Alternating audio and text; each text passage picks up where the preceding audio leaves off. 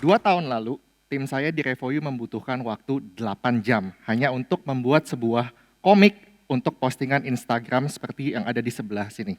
Sekarang, the exact same output bisa di-achieve hanya dalam waktu kurang dari 1 jam dengan leveraging AI image generation. Also, dulu kita membutuhkan waktu kurang lebih 4 jam untuk membuat sebuah artikel yang ramah terhadap search engine atau artikel yang SEO friendly. Now, the same process can be done in just less than 30 minutes. So, ini cuma 2 contoh kecil aja bagaimana AI clearly transform how we work. Dan clearly, AI is no longer the future. It's already here and it's changing the game pretty fast. Kalau kita lihat ke headline berita beberapa minggu terakhir, dipenuhi oleh banyak update soal AI. Out of nowhere, tiba-tiba ada large language model baru yang diprediksi bakal surpass the market leader, which is OpenAI, in the next future. Gitu. So, sekarang update mengenai AI udah nggak lagi datang dalam waktu bulanan, tapi udah menjadi even mingguan. Dan clearly kita hidup di era AI, di mana semua yang kita tahu itu sudah amat berubah. Sehingga the question is no longer what AI can do in the future, but it's becoming how do we adapt to it. Bagaimana caranya kita bisa beradaptasi terhadap perubahan AI yang begitu cepat.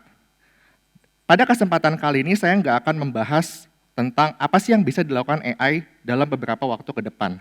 Tapi saya mau fokus kepada topik yang lebih dekat ke kehidupan kita sehari-hari, yaitu what does it mean untuk hidup di era AI yang ada sekarang ini.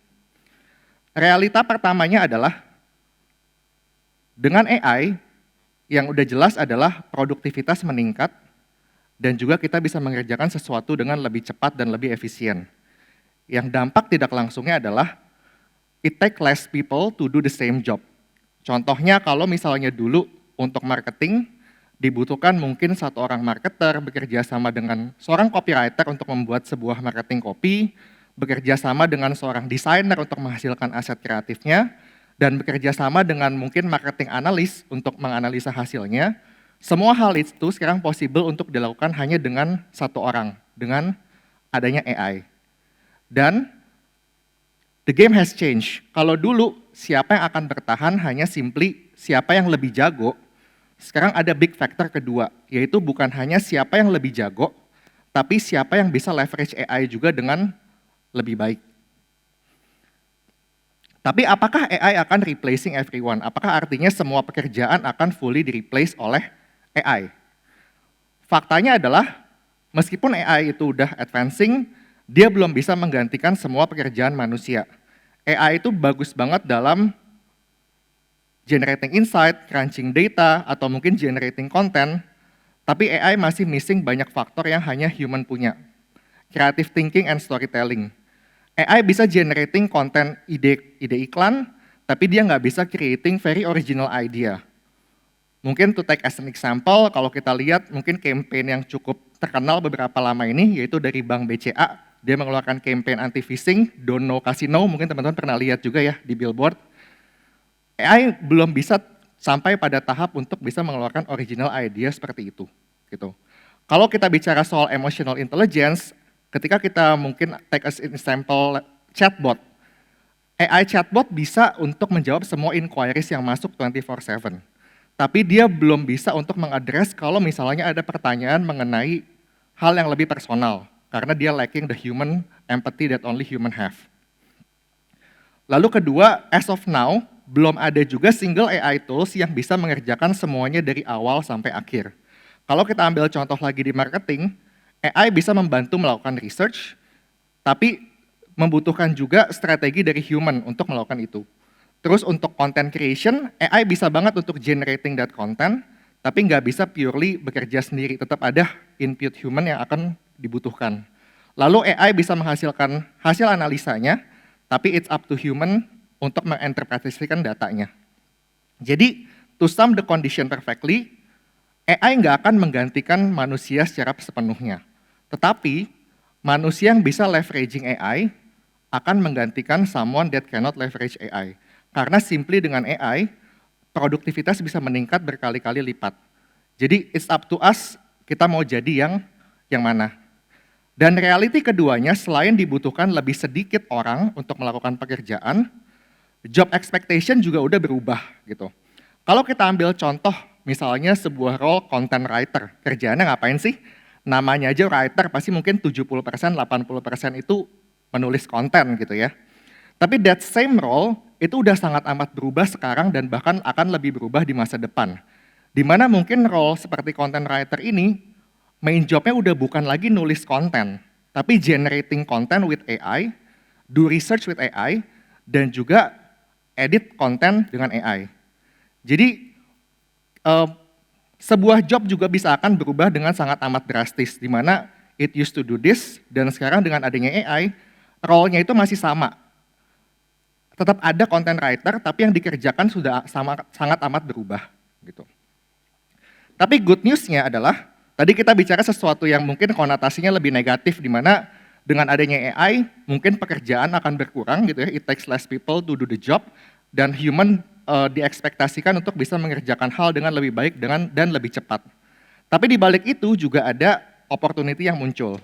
Yang pertama adalah kita mesti tahu bahwa AI adoption itu masih ada di fase yang sangat amat awal.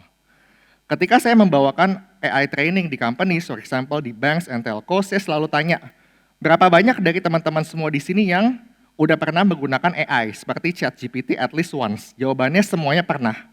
Tapi berapa banyak sih yang betul-betul menggunakan AI dalam mungkin lebih dari 50% pekerjaannya? Jawabannya masih sangat sedikit. Gitu. Dan kenapa masih sangat sedikit? Karena alasan yang kedua, di mana masih sangat sedikit push dari company untuk mengadopsi AI. Mungkin saya mau tanya juga ke teman-teman di sini, ada nggak, baik teman-teman adalah seorang employee atau mungkin seorang business owner, ada nggak yang company-nya udah pernah mengadakan either training AI atau memaksa karyawannya harus upskill dalam AI? Ada nggak di sini yang company udah pernah ngadain training? Ada apa satu ya? Ada lagi? Mungkin di sini?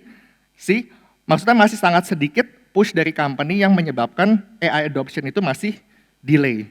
Dan opportunity-nya muncul ketika kita menjadi seorang profesional atau kita adalah seorang business owner yang mengimplementasikan AI di bisnis kita akan jadi way ahead dibanding 90% of the workforce. Key buat nge-future proof karir kita di AI bukan cuma soal belajar tentang AI, tapi juga bagaimana kita bisa beradaptasi. Tadi dengan job role evolving, bagaimana kita bisa beradaptasi terhadap itu. Dan juga mengintegrate skill yang nggak bisa dilakukan oleh AI dengan skill yang kita punya sebagai human.